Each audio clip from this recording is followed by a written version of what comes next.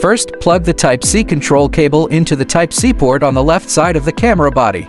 Then connect the other end with the mini USB 10-pin connector to the remote port at the bottom of the monitor.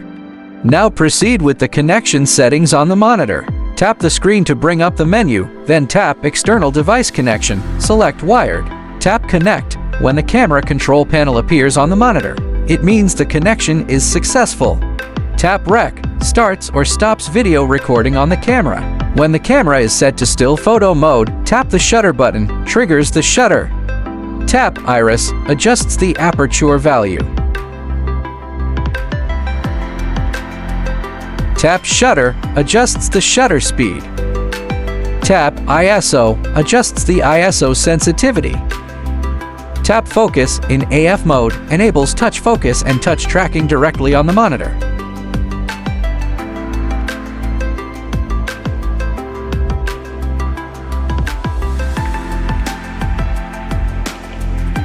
Tap Camera Mode to switch between camera modes.